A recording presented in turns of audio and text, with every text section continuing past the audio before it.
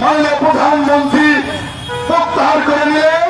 উনি কি করলেন আপনারা সবই দৃশ্যমান দেখেছেন। বিশ্বাসঘাতকতা করেছেন। সেই কারণে বলতে চাই, রাজনীতিতে আমরা রাজপথ থেকে বেড়ে উঠেছি। আমরা অনুপ্রবেশ করি না।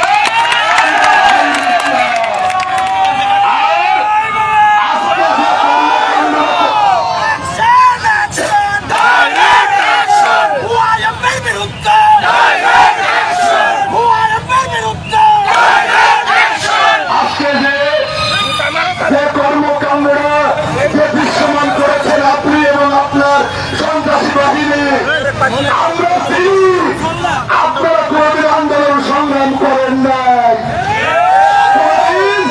কোনদিন দুঃসময় মানুষের পাশে দাঁড়ান নাই।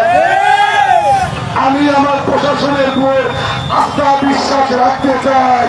আমাদের মাননীয় মহোদয়, আমাদের এসপি,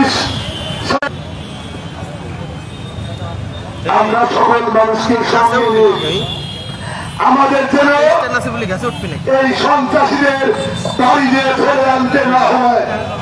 যদি আপনারা ব্যর্থ হন,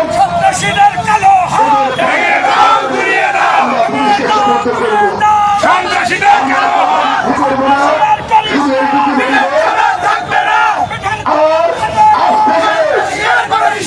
আজ থেকে এই বড়গ্রাম থানা আমরা স্বাধীনতা ঘোষণা করে দিলাম।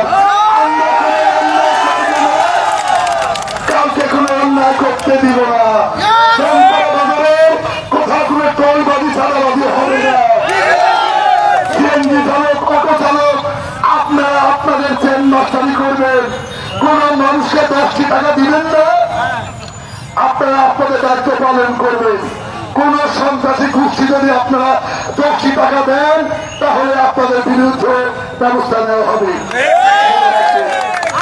আর কথা বৃদ্ধি না করে সকলে আমাদের মধ্যে ক্ষুদ্র মানুষের ডাকে আজকে বড়গ্রাম থানা